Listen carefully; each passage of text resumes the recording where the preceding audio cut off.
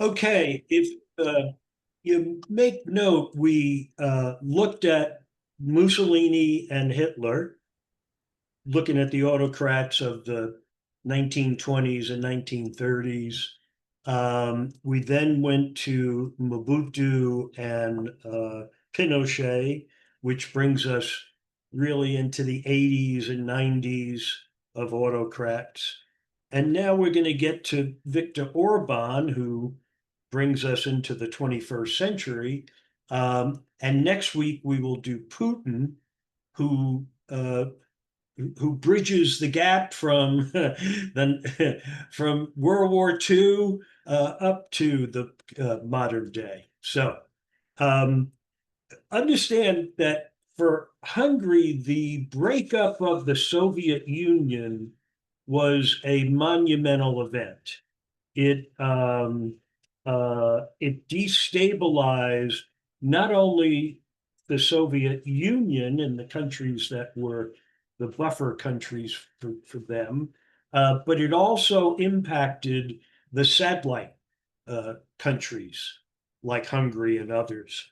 So it created an unstable environment. Now, Hungary was joined with Germany in World War I. So when we have the Treaty of Versailles, not only is Germany punished, but so are the people who played nice with Germany, like Hungary. And so they lost territory. They were angry about that. And so there were resentments that have been building since the end of World War I that come to bear as the Soviet Union has collapsed and there's instability.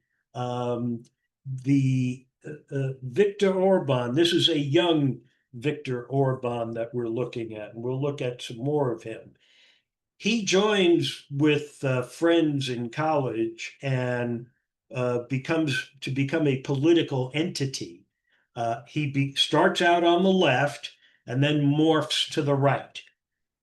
He gets elected I think it was like 92, and he has power, but then he loses re-election. What happens is we have the financial crash of 2008, which really impacts Hungary in a very severe way. And it create and also and simultaneously we have the wars going on in Iraq and Afghanistan, which is causing a deluge of refugees. So Hungary gets a lot of refugees. They have the financial distress that's going on.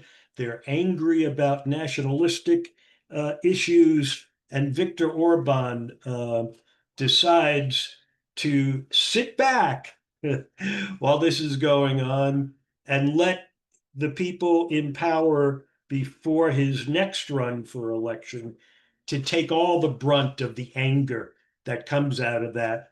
And then Orban marshals a campaign which is to draw upon xenophobia, fear of refugees, anger over the financial crash. Although Hungary is a member of the European Union, he is going to fire up the population with nationalistic appeals against the European Union. We should have control of our own decision making. And just like they did like Farage did in Britain. And so it's this swell of nationalism and fear of refugees and anger over financial issues that opens the door for his reentry into the picture. But first, I want to show you from his early days as a political entity.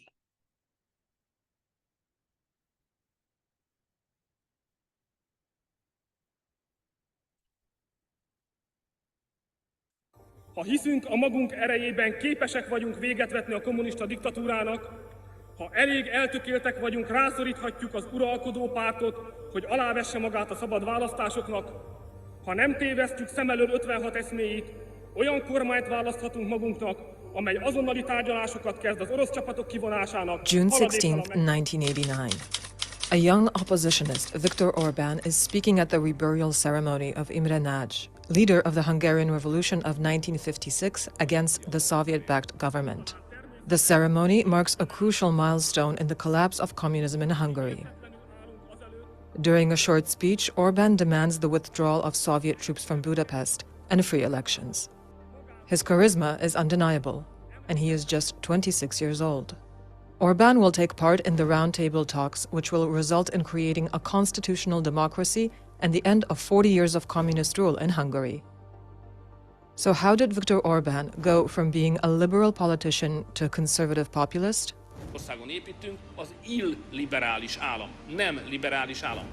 This is the talented Viktor Orban.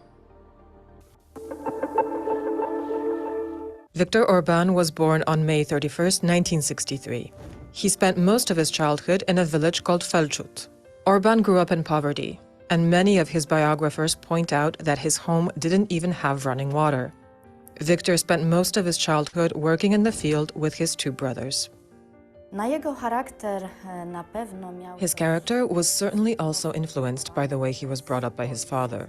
Jozo Orban was a very stern man, and in his interviews, Viktor Orban made no secret of the fact that he was beaten by his father, not only in his childhood, but also in his teenage years.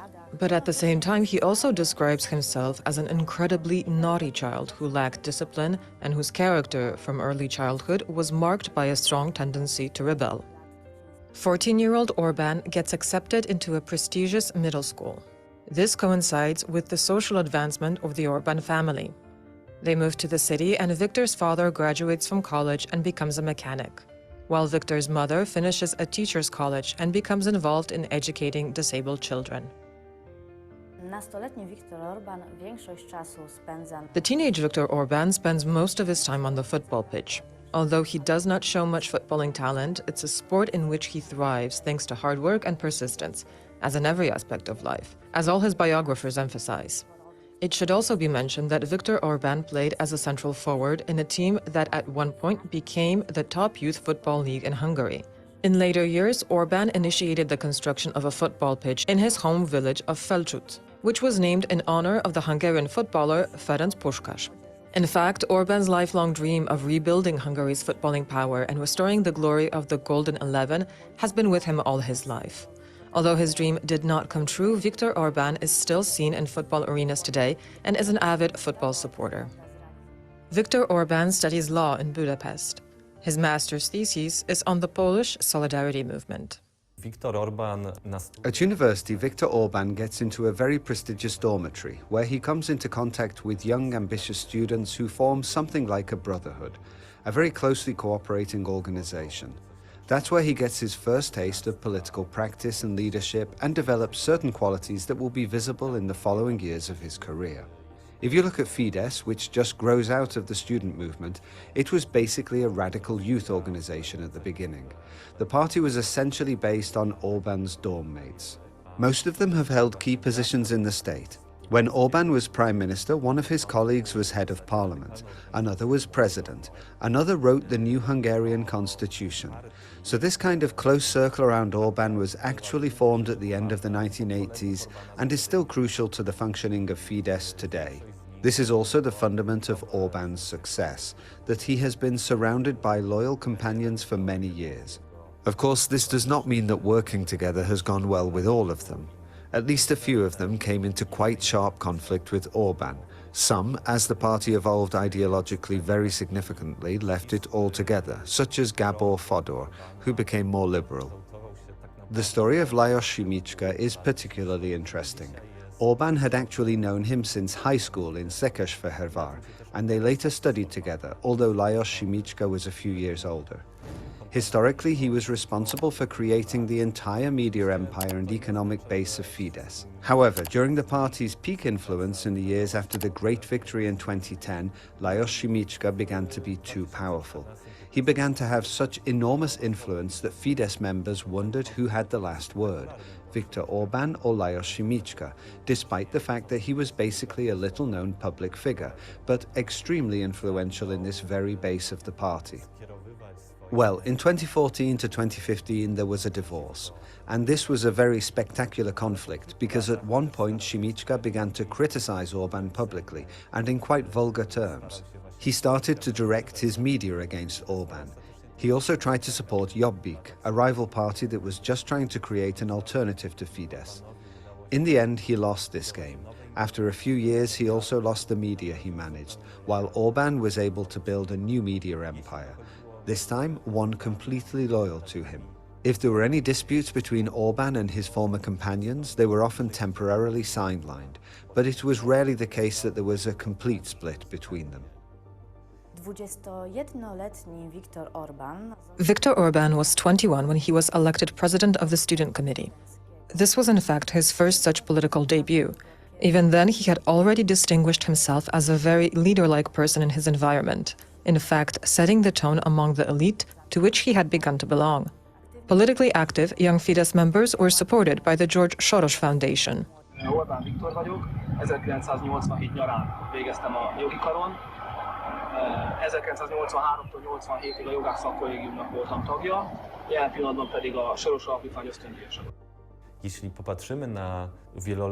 If we look at the long-standing conflict between Orban and the Jewish-Hungarian-American billionaire and philanthropist George Soros, it may be surprising to learn that in the 1980s it was Soros who was one of the sponsors of Fidesz. He was one of the people who very strongly supported Fidesz. In fact, Orban himself was a Soros Foundation recipient. He went to Oxford, where he was supposed to study for a year. But when it became clear at the beginning of 1990 that Hungary would hold its first democratic elections after the fall of communism, Orban's political temperament got the better of him. After only a few months in Oxford, he returned to Hungary and threw himself into politics.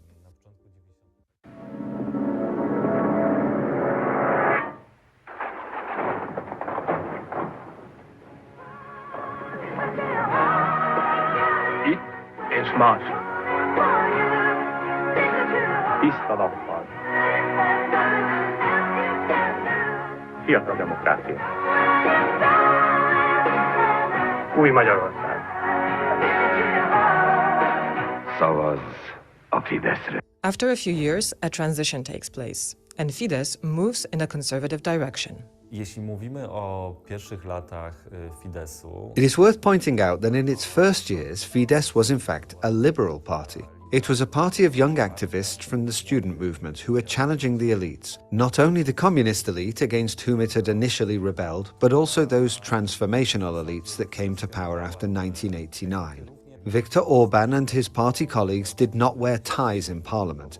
They presented a completely different style. They were rebellious. They were opposed to the ruling elite that strongly appealed to national slogans, to religion, to the church and so on. Fidesz was more like an anti-clerical, rebellious party.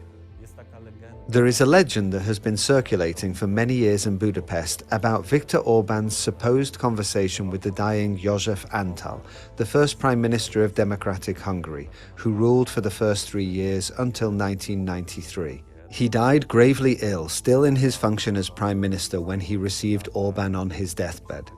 The subject of their conversation was never disclosed publicly, but there is a legend that it was then that Antal allegedly passed the baton to Orban as the leader of this more conservative nationalist camp. Antal's family didn't fully confirm that this was in fact the case, but it strengthened Orban's turn toward the conservative direction, and under his leadership, Fidesz did in fact gradually move from these liberal, very libertarian positions of the first years of their existence towards a conservative side. However, it was gradual, and this rightward turn or evolution of Fidesz continues to this day. Orban won a parliamentary seat in the free elections of 1990, and in 1993 he became president of Fidesz. Apart for 3 years between 2000 and 2003, he has been its leader ever since. Szefem rządu został po raz pierwszy. He became head of the government for the first time in 1998. His first term was at the head of the center-right government. It was very significant for Hungary at the time, as it coincided with its NATO accession, as well as intense efforts to join the European Union. This is a very good moment for Hungary, a period of economic prosperity after the instability and crisis of the 1990s. Yet even then you can see some of the characteristics of Viktor Orban and Fidesz which will become apparent in his later governments. Tendencies such as using certain state resources to support the party, the strong footing of the party message, and Orban's own message in national slogans, embedding their messaging in historical issues. We can see this in these early years, although still then, Orban is a pro-Western leader who brings Hungary into NATO, who has good relations with the United States, with the Western partners. His relationship with Russia is cold, so from today's point of view, you can see that even then, Orban was at a different stage. In 2002, Fidesz loses power, quite unexpectedly because it was not the worst period for Hungary, especially economically. And then there seems to be a significant transformation of Orban. At first, he cannot accept his defeat and gradually turns in the 2000s in a populist direction. It seems that it was then when he must have concluded that, in fact, in order to stay in power, you have to control the media, which will become apparent later on. It's when he tries to build the social and media foundations of Fidesz. For 8 years, he is out of the government, a leader of Fidesz in opposition. In 2006, after his second electoral defeat, there is an attempt to remove him from power. A few Fidesz activists try to stage a coup, but it fails. There has been no attempt to remove Orban from power ever since. He remains the undisputed leader of the party. That same year, 2006, a few months after losing the elections, Fidesz gets a gift from God. Anti-government protests erupted after a tape was leaked on the Hungarian state radio of a private speech made by Prime Minister Ferenc Gyurcsány, confessing that his Hungarian Socialist Party had lied to win the 26th election and had done nothing worth mentioning in the previous 4 years of governing. Of course, Fidesz and Viktor Orban are fueling this movement of dissent, but not immediately capitalizing on it. As the left is gradually losing popularity, the 2008 financial crisis hits Hungary extremely hard. And only in 2010 does Orban finally and triumphantly return to power, winning the election decisively and gaining, in principle, a majority enabling him to amend the constitution. Magyarországnak ma olyan emberre van szüksége, aki képes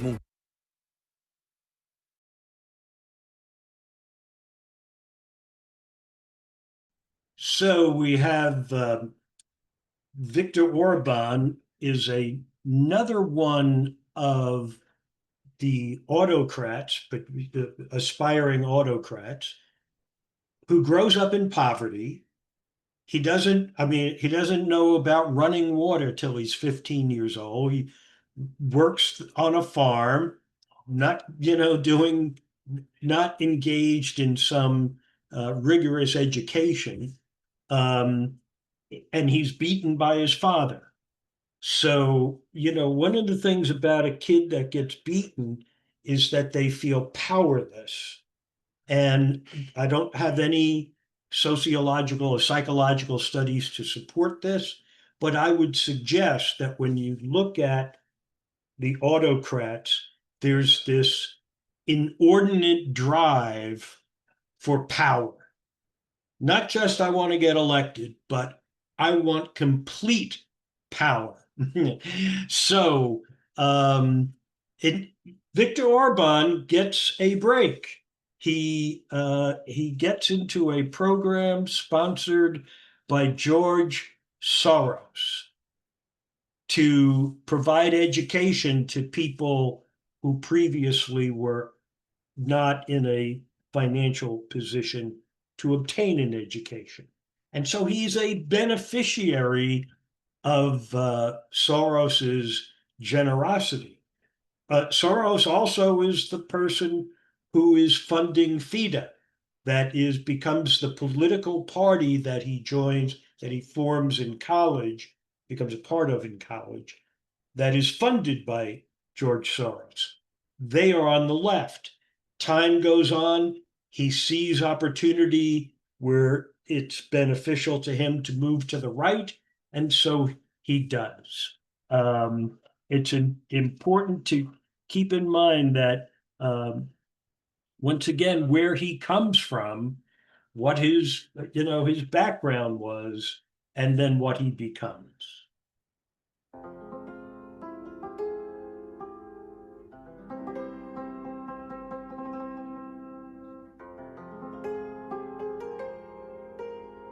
What happened to the democratic promise of 1989, that exhilarating new dawn? That moment when the great civilizations of Central Europe escaped the cold embrace of Soviet communism and came home to the West.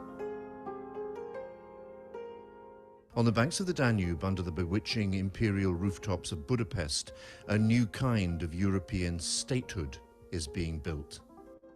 It is democratic, but not as we know it, not remotely as Western Europe had hoped for and expected. There's been, for many years now, an ongoing campaign against independent civil society organizations in Hungary. A populist leader is someone who says, I represent the people. And then you use that mandate to go after the people's enemies. And the people's enemies may be a free press, the people's enemies may be a university, the people's enemies may be the courts. If Hungary had had this system that it has now, when it was applying to join the European Union, would it have qualified? No. No, clearly no.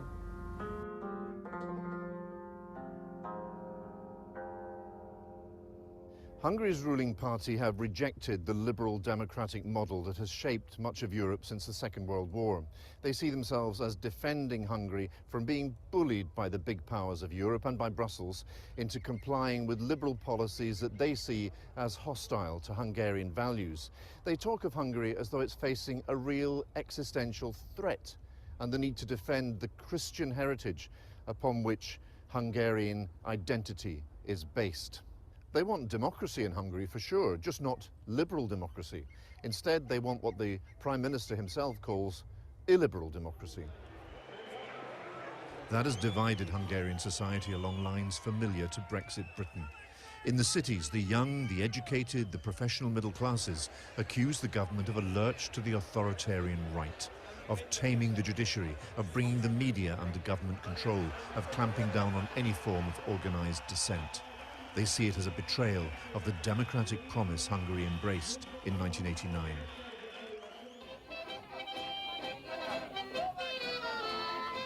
In the summer of that year, months before the fall of the Berlin Wall, Hungarians organized what they called a pan-European picnic on the border with Austria. Then, suddenly, unexpectedly, they did something unthinkable for 4 decades. They tore down their section of the Iron Curtain, the first nation to open the gates. The 40-year-old division of Europe was breached. Hungary was open to the West. The emotional impact was huge.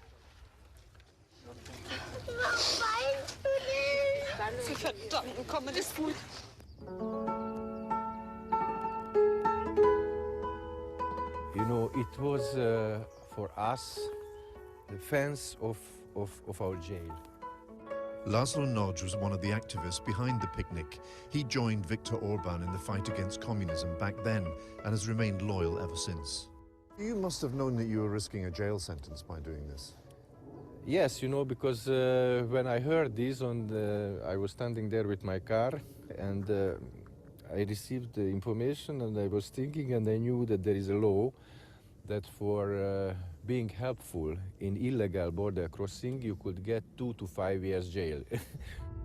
What did that moment mean? Was it about embracing Western-style democracy? Or was it something more visceral, an act of national awakening? Western Europe, through the high life standard, became a postmodern system. Nation is not so important. Identity is not so important. The private freedom is much bigger value than tradition, so on. In our territory, and this is not Hungarian issue, this is an East Central European issue, for us, identity is very important. National identity. National identity, and our culture is very important, which we want to preserve. El akarják venni az országunkat, hogy néhány évtized alatt önként adjuk át másoknak. Más földrészről érkező idegeneknek. Orban's main appeal is not to democracy, but to the idea of the nation. The campaign was dominated by anti-immigrant sentiment, the fear that Hungary is at risk of being overrun. Orban asked for and won an overwhelming mandate to preserve Hungary, its heritage and culture for the Hungarians. In Europe, if we speak about Christianity, we speak not only about the church, we speak about the cultural heritage of Europe, and we would like to represent these values and remain to this cultural heritage. The campaign turned this man, George Soros, Hungarian-born billionaire and philanthropist, into a national hate figure. For 25 years, Soros has funded organizations that champion liberal democracy. That made him an open critic of Orban's government. The anti-Soros rhetoric was fierce and unrelenting. The implication was unmistakable. Attack Orban, and you are attacking Hungary itself. The Fidesz government has promised a series of new measures to crack down on the activity Soros funds, including the Central European University, or CEU, which Soros founded in Budapest in 1991.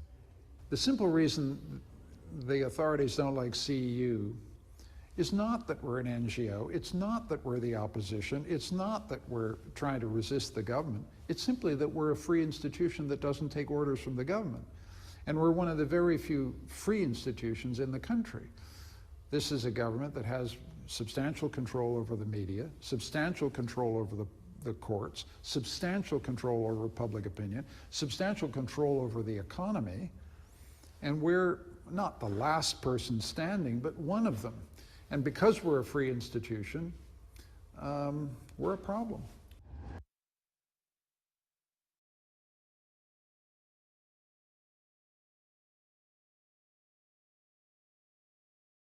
Sal, you're muted. Sorry, I have some contracting work going on in here, so I thought I might try to stifle some of the noise. Anyway, the extreme agenda of Orban and this, his relationship to Soros is a radical shift, but the extreme elements that he introduces may be a harbinger of what's ahead. A self-styled nationalist elected to lead a democratic country. A fear that Islam is incompatible with that country's culture. A border fence to keep out migrants.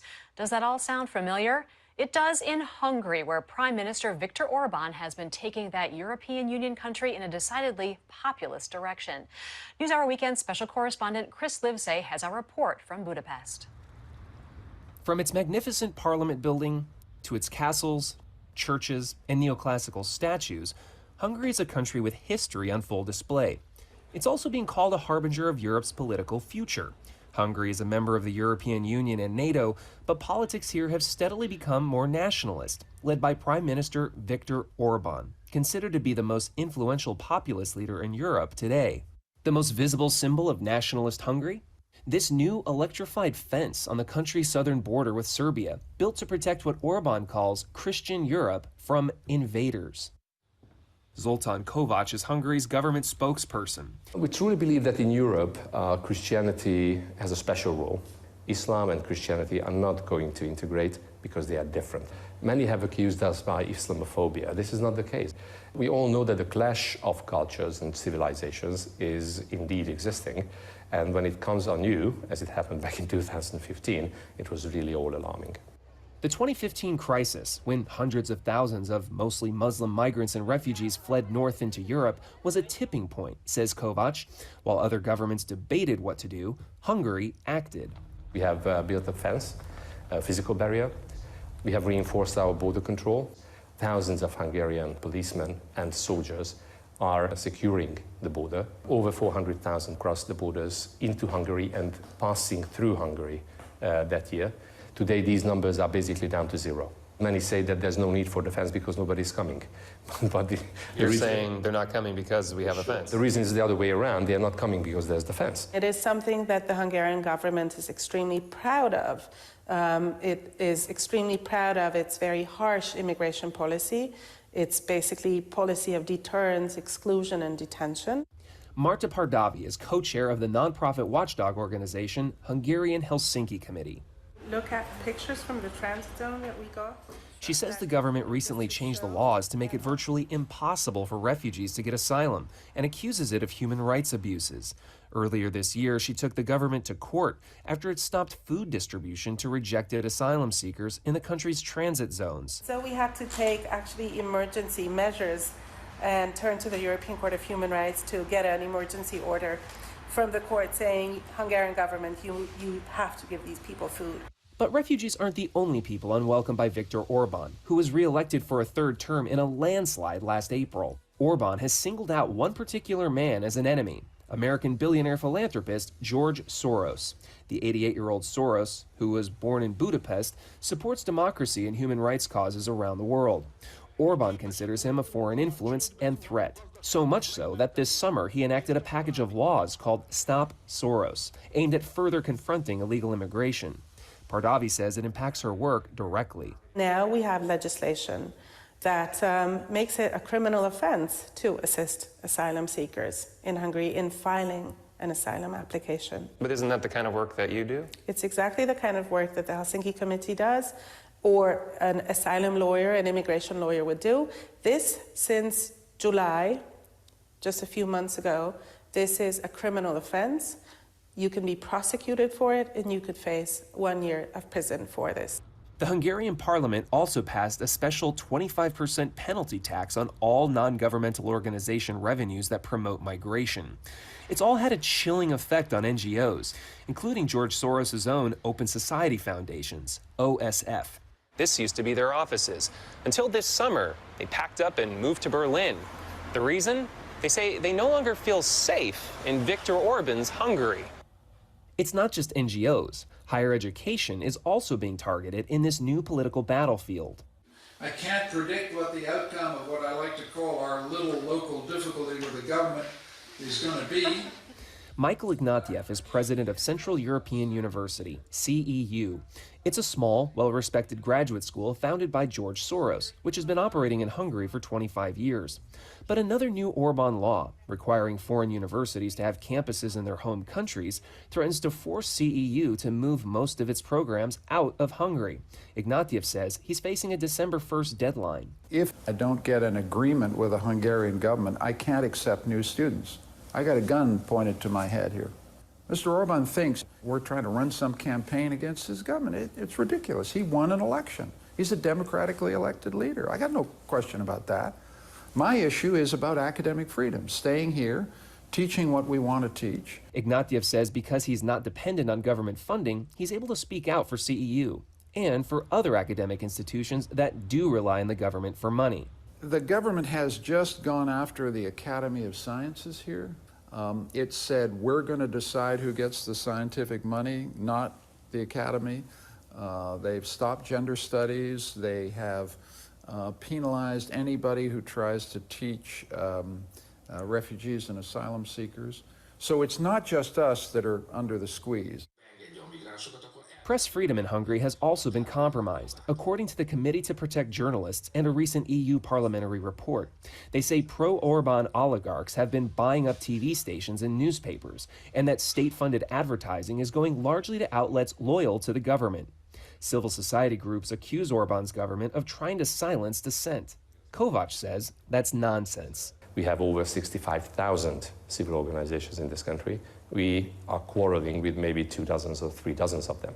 They believe in an activist democracy. But doesn't activism play a role in democracy? Yes, indeed. The problem is when they cross the red line. Most of these very loud and effective civil organizations are being financed from abroad, and they come into the field of politics and vindicating that they are entitled to tell Hungarians and others what directions their legal system, their behavior, their values should be taken. And this is what we are trying to refute here. So we are trying to reinstate the very fundamental values and rules of democracy in Hungary. In a democracy, this is exactly the kind of sentiment that you should be fighting against. You should tell people that it's fine to speak out publicly. You should do it. Let's be careful here. This is not a totalitarian state. This is not a fascist state. It's nothing like that. This is a democracy, but it's a damaged democracy. The changes in Hungary have alarmed its neighbors so much that in September, the European Union's parliament took the extraordinary step of voting to sanction Hungary for flouting EU rules on democracy and civil rights. Theoretically, under Article 7, the country could be stripped of its EU voting rights, though that is unlikely because Poland has promised to veto such a move. Orban has condemned the EU vote, calling it a political witch hunt. It's mostly the hatred against this center-right Hungarian government. The hatred against this government? government? Yes, that's probably the best word we can use. The main dividing line here is who is for migration, and those who would like to reinstate law and order at the borders of Europe, and who believe that the future of Europe is not or shouldn't be building on migration, but it should be built on the interests of the European people. And what about American interests? In Budapest's Freedom Square, there's a bronze statue honoring former President Ronald Reagan for the help he gave Hungary to break free of the communist Soviet Union in 1989. At the time, one of the politicians at the forefront praising Reagan for standing up for freedom was none other than Viktor Orban. That was then, this is now. He's a modern politician with superb presentational skills, a terrific ear for the fears, resentments, and anger of his population. He uses the social media, he uses government-controlled media, and he basically dominates the public discourse 24/7. Mr. Trump does that in the United States, Mr. Orban does it here. And there are other people who I think are beginning to follow him. Poland, the Czech Republic, Turkey. In all of these places you have strong single-party regimes that are using democratic institutions to consolidate their power. So far from being a kind of faraway place that doesn't matter, I think Hungary is a potential symbol of where the world may be headed for a while. And so it would repay Americans to pay some close attention to what happens in Budapest.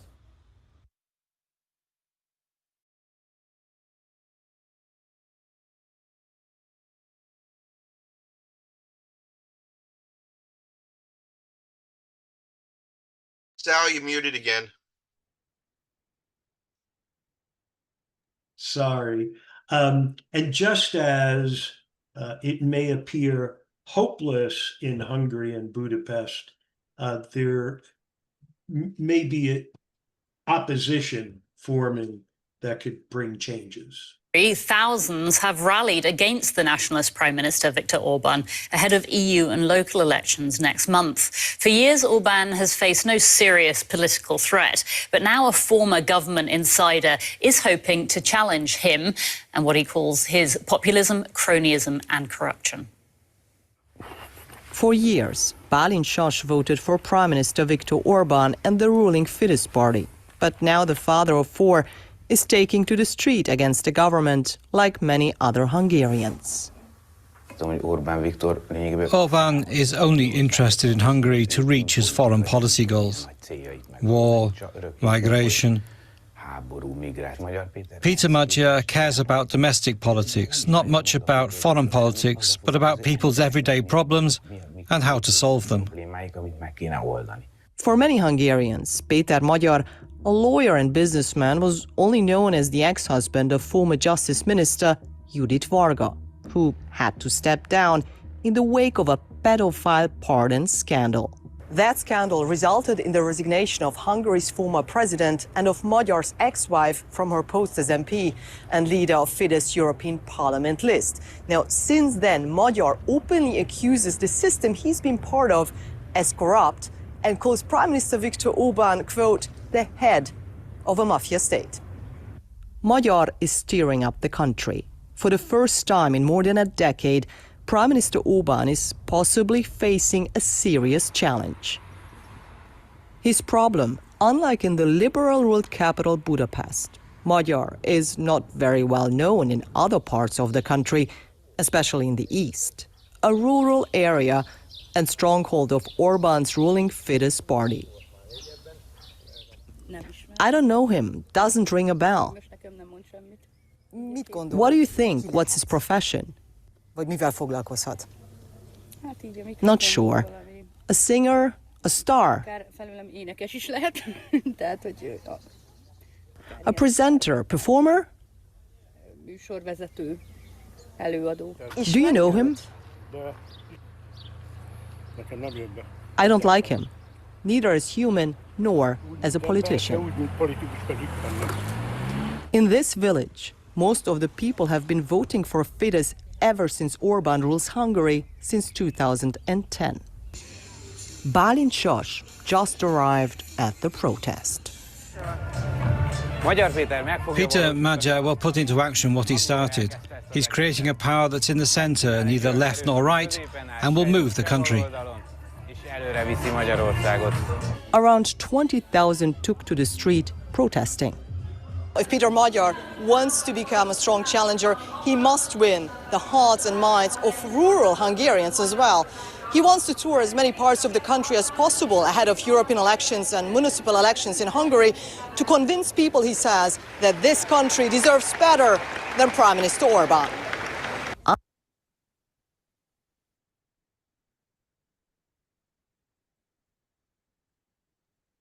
To Hungary now, where lawmakers voted on Tuesday to extend a state of emergency by 180 days. That means a general election roughly scheduled for April will happen under the strict legal conditions that have allowed incumbent Prime Minister Viktor Orban to cement his nationalist politics in recent years. Corruption charges against Putin ally Orban, as well as cost of living concerns, have seen his support drop behind the opposition TISA party. Budapest, Hungary's capital, has often been where the political mood shifts, with young people in particular driving change. I'd really like to live in a country where, as a student, we can live and fulfill ourselves freely, where a government would act to increase acceptance and educate the public a bit. It would also be great if the country wasn't being robbed. They should deal with real issues, healthcare, public transport, not to mention education. It's not just first-time voters. It's easy to find people in the city who are disillusioned with the current system. I want to feel that this country exists to be there for us and not for the top 10,000. The things that happen, I want to trust that they are happening for me and the people around me. Prime Minister Viktor Orban has ruled Hungary for the last 15 years with a supermajority of 2/3 of parliament. But now Peter Magyar and his center-right TISA party are leading in many opinion polls. And yet there is a catch. He could win the election and form a government, but to make real change, Magyar would have to win or build a supermajority. That's because Orban's government introduced a new constitution in 2011, which makes it very hard to change what it calls cardinal laws. 2/3 of parliamentary votes are needed for changes to things like election law, some media regulations, and how judges are appointed. Now, Orban's government has this 2/3 majority in parliament and made changes in many of these areas. If the governing party loses the election, but the winner doesn't have that majority, Orban's laws would remain.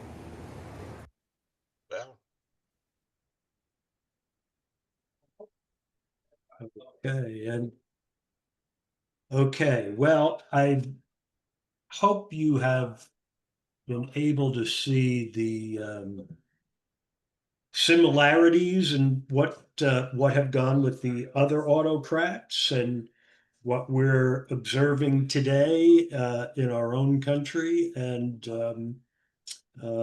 it seems to follow not exactly a specification, but there is somewhat of a playbook that is underway. Okay, Dave, we can open for. Please use the raise your hand function. If anybody have any comments. Is there a rural-urban divide in Hungary like there is in the United States? Yes. And yeah, no doubt. And the opposition candidate that's coming on is doing very well in the urban, suburban environment, but in the rural areas, he's virtually unknown. Yeah. And some of my best friends are immigration lawyers. Do you think something like that could happen here also, where Yeah. there's sort of like No comment.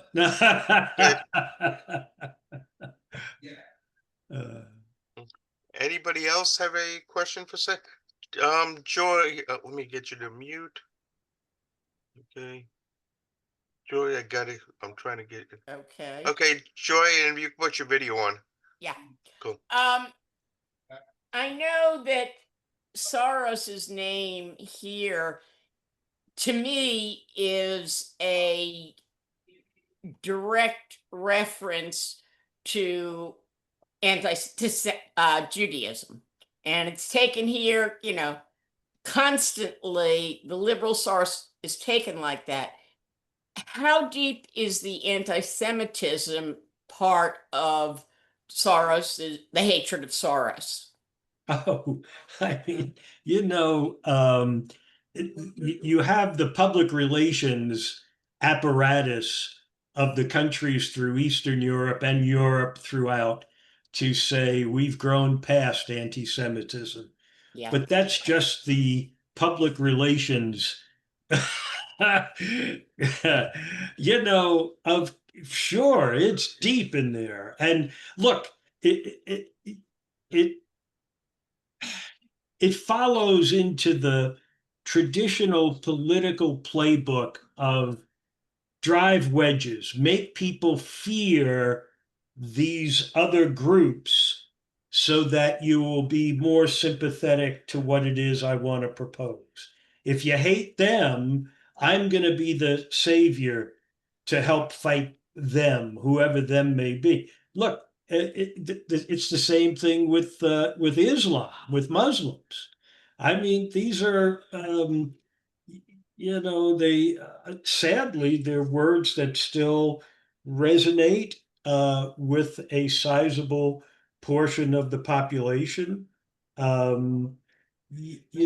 think I hate to be repetitive, but I think as I've said in the past, is that I think that we're moving in the right direction on issues like xenophobia and anti-Semitism and Islamophobia. I think we're moving in the right direction, but to get to where it ought to be will be long past our lifetimes, sadly. But I think it's important to see it that way, that it's going to take a very long time, because while we're here, it is up to us to do stuff to fight against that way of thinking, to keep moving in the right direction, even though there will be significant setbacks.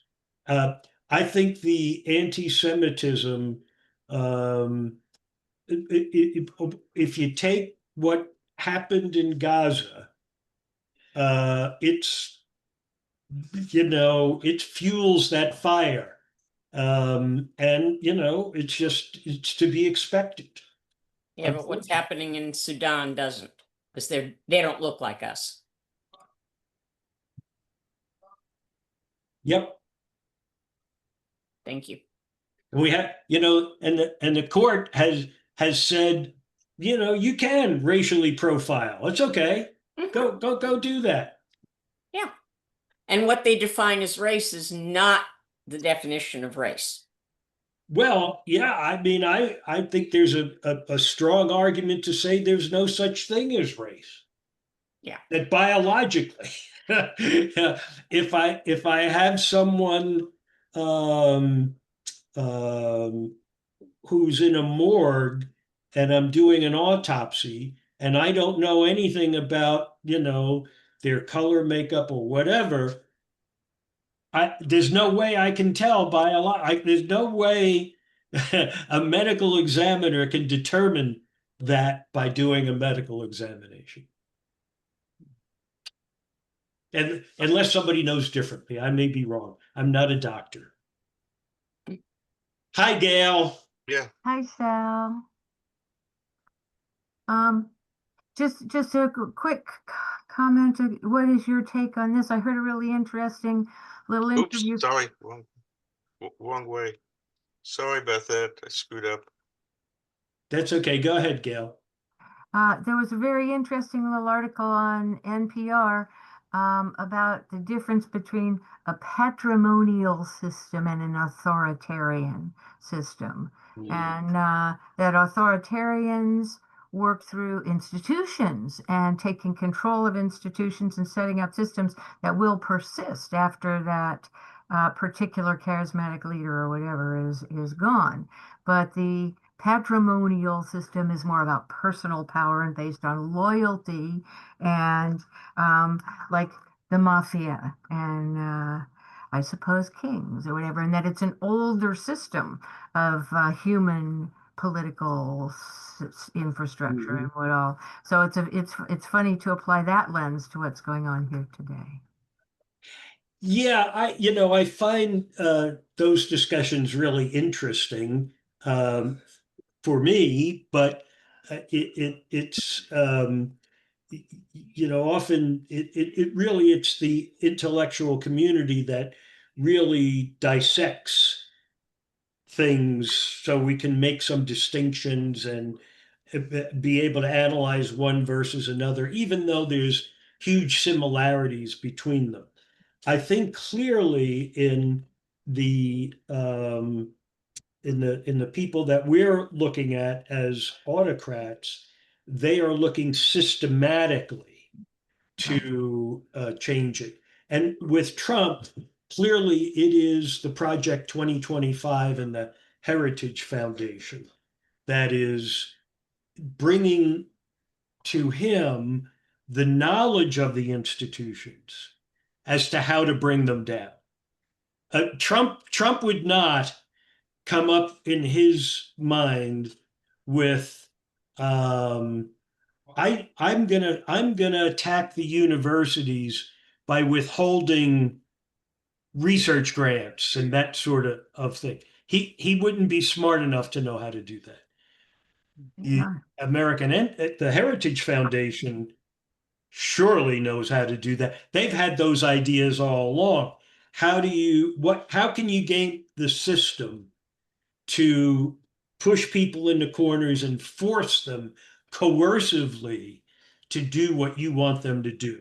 It's not what's so interesting to me about the autocratic movements is that if you have a political view, you have something that you think is going to be good for that country, do you present it and persuade people to come with you?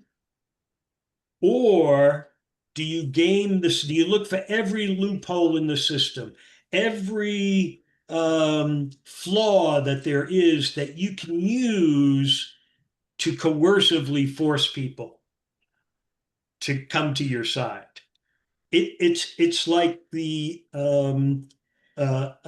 case before the Supreme Court that they were arguing yesterday, where Trump wants to take a law from 1977, giving the president additional powers. Well, you say, well, yeah, they gave him additional powers, but they didn't say that these were all the powers we're giving. They didn't say it's limited to the things that we said. We're going to give the president authority to deal with a crisis, but they didn't put in the limitations, even though when you read the statute, it doesn't give what the Trump lawyers are saying it gives, but it doesn't say that what the Trump lawyers are saying can't be said. So that's what they do. They look for a thing that, since you didn't say this, then I'm going to exploit it. And I'm going to, they're going to debate words like, is this revenue enhancing or a tax? in case I'm mistaken, a tax is revenue enhancing. That's why you're taxing. You need the revenue. But it's playing those kinds of word games that when the people who look to undermine the institutions and to create an institutional ongoing government, that's the techniques that they use, as opposed to the loyalty to an idea, more cultish. I get like the mafia connection is to me very cultish, you know, that kind of thing. Yeah. But there's small differences. Yeah. Good point, though. Thanks, Gail. Anybody else have any questions, comments? Bob, do you have something? Not just now, Sal. Let me put the audio on. Hold on. Okay, okay. So where does this, what parallels do you see with Viktor Orban and the United States, and where do you think we're going to come out of all this? Well, what I see is Orban is a product of several things: breakup of the Soviet Union, the dark cloud from World War II, the pent-up frustrations from what was labeled under the umbrella of communism, which wasn't communism to me. It was a dictatorship, is what they were marching to whatever drum the Russians were banging. So again, the crash of 2008 is a gut punch to America. It is a gut punch to Hungary. It's a gut punch to many places throughout Europe. The war in the Gulf unleashed a lot of refugees and was going to disrupt countries throughout Europe. But we also had that Islamophobia kind of thing. So these things that, you know, are not rational issues to what I mean, that are driven by hatreds that are ginned up. That's what we got. It's, yeah, very similar. Yeah. Next week, we're going to look at Putin. Again, I have a lot of videos that I plan to show about Putin. And I think it is important, as I mentioned with Hitler, to try to look at where this person came from and his life experience. These are really shape you as a person when you become an adult. And I think you'll see that Putin is just that. That is not an excuse for Hitler or Mussolini or Putin or anybody else, but it's a reason why they became the monsters that they became. And I think you'll find it interesting. Mm-hmm. Okay. Well, thanks, everybody. Well, if everybody can unmute and give Sal warm applause for another sovereign decade. Right. Thanks. It's the dictator hour that we have. Yes.